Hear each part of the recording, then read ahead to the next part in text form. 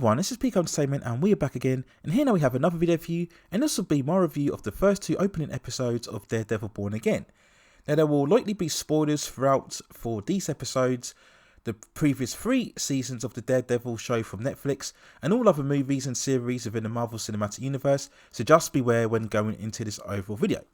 Now Daredevil Born Again debuted on the Disney Plus platform on the 5th of March 2025, and is the reinvigoration or the continuation, depending on your view, of the streaming series, as mentioned before, which debuted on Netflix way back in 2015, created by Stephen S. DeKnight.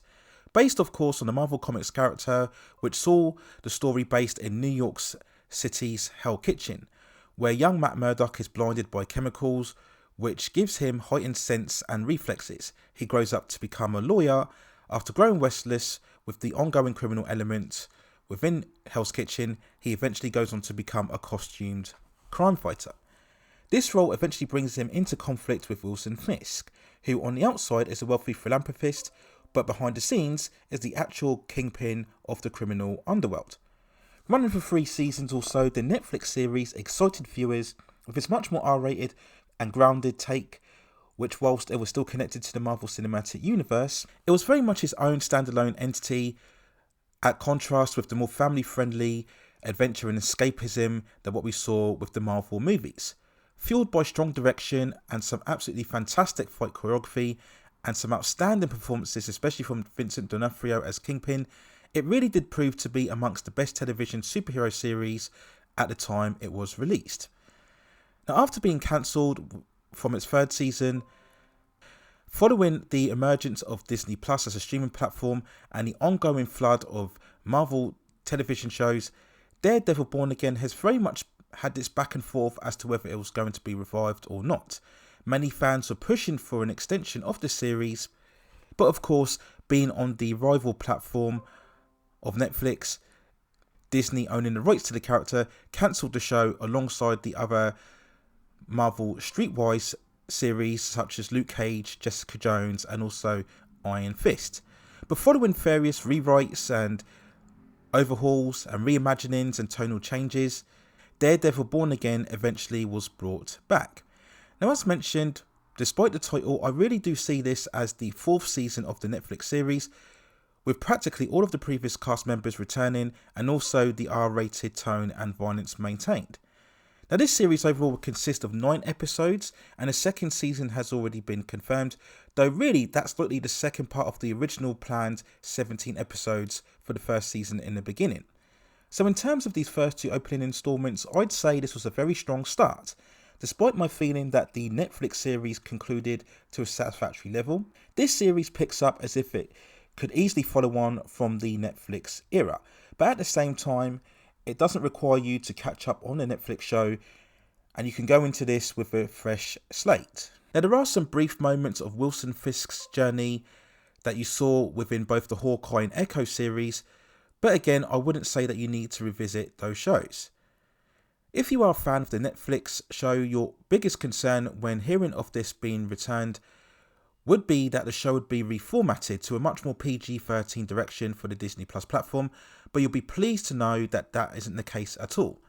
Tonally, we get the same dark, violent, grounded spirit as what we saw before. You have that same saturated feel in terms of the city, the same steady pacing, the same kind of realistic feel and cynical perspective. I also have to give major respect to all of the actors who really haven't missed a step. They literally look and perform as if the 3rd season of Daredevil only finished 2 or 3 years ago. Now, there are a few aesthetic adjustments, perhaps a bit more soundtrack and music used in between scenes. We get a few more slow montagey type of moments, especially in the 1st episode, and maybe it's a bit more slightly brighter in terms of its contrast, but again, nothing too different from the original show. And maybe that's something to be credited, that it's not essentially just repeating beat for beat exactly what went on before. Now, in terms of the story itself, it did pick up with Matt, Karen and Foggy happy with their lives on a night out. But we somewhat get the shocking event of an ambush of assassins, and we do get an attempted one-take sequence where we see Matt returning inside the Daredevil costume, swinging across rooftops in some glaringly obvious CG green screen moments that weren't really that convincing. We then had the shocking moment of Foggy getting killed, and I think if you are a fan of the Netflix show, this was a bit of a slap in the face, as Foggy was obviously one of the key supporting characters from the Netflix series, so killing off a character that integral in the first 5 minutes, I don't really understand why they made this choice. I do see that they wanted something big in order to trigger Matt back into the Daredevil crime fighting, but really so quickly after the first episode, that just felt a bit inappropriate and not really doing a due service to the character. Now, of course, if this were any other Marvel show, I would still hold out some expectation as to whether Foggy will be revived in some sense, maybe as a secret government assassin later on down the line to come in confrontation with Matt later on. But again, this being, it seems, the more nurtured, realistic take, I really can't see that event happening. So we move on a year later after those events and we see Poindexter, who we remember from season 3, get life imprisonment from the criminal attack. We then go on to the dual narrative of Matt Murdock and Wilson Fisk trying to go in newer directions from their previous lives. Wilson Fisk is campaigning for mayor, again that was hinted at the end of the Echo series, and in this episode we see him reuniting once more with his beautiful wife Vanessa. She seemed to reunite with him a bit too quickly, but as we move on to the second episode we do see that their relationship is not so easily mended back together. We then get the much marketed confrontation between Matt and Fisk in the diner, and both Charlie Cox and Vincent D'Onofrio are absolutely great, and they really will be the two driving elements throughout this entire series. They both have the charisma and the natural screen presence, and it's going to be absolutely key here, and they really were the two standout characters that kept me watching throughout these 2 episodes. So we then move on to the second installment, following the fallout from Fisk's inclusion as mayor of the city, and we follow his first few days where we see him struggling to adjust to his new position and the surroundings within his office. He meets antagonism from the police commissioner and the other members of the police force, which links to a case where Matt has to defend a street vigilante who's wrongly accused of killing a police officer. We see later on that the vigilante was posing in the role as the White Tiger. So this brought up a lot of commentary in terms of Matt's own position, of course him being the previous vigilante, and once more as to whether taking that type of role is right, even though you are exhibiting justice. And then we ended the episode with Matt taking down 2 corrupt cops after he was trying to protect the witness of the events within the subway, which can clear the suspect. And this is where we start to see, if you like, the inner rage of his more Daredevil-like instinct manifest itself once more. So all in all then, this was a very good start in what is very much looking like this will easily be the best of the Marvel Disney Plus series so far, which isn't really much, as if you've been watching my channel you'll know that I found nearly all of them to be very mundane, lackluster and rather disappointing.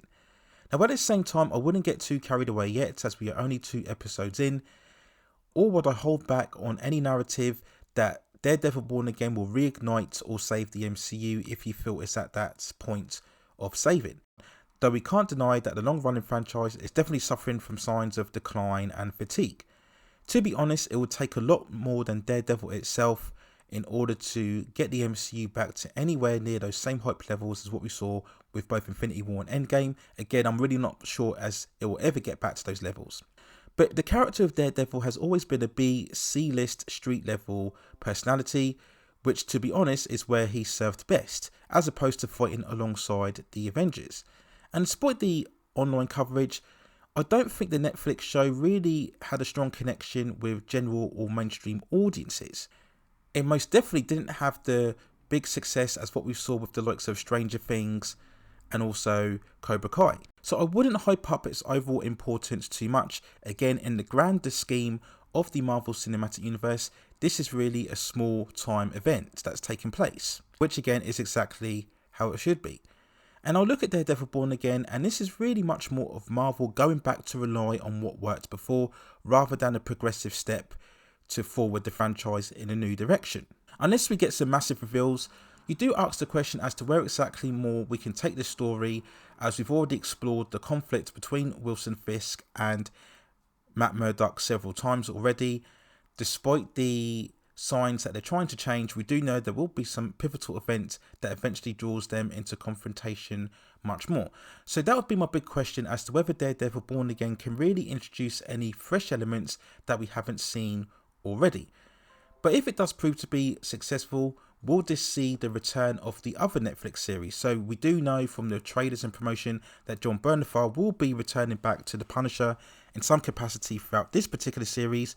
But whether we will see the return of the likes of Luke Cage and Iron Fist, whose second seasons had very interesting cliffhangers that got me interested in the third season, or indeed will Jessica Jones come back, we'll wait and see overall. But as is such, we look at Daredevil Born Again in terms of Marvel television and definitely the MCU as a franchise. This is most definitely a step in the right direction. There's my thoughts and feelings when looking back at the first 2 opening episodes of Daredevil Born Again. Let me know what you think in the comments below. And if you have any other movies, television series, or any other topics within the pop entertainment and culture scene that you'd like to see me cover within this channel, then also let me know within the comments, and I will see if I can provide further commentary for you on that subject matter within the future. Please also hit like the subscription and notification buttons so I can provide you with more high quality content like this in the future. But that's it for now. Take care of yourselves, and I will see you very, very soon.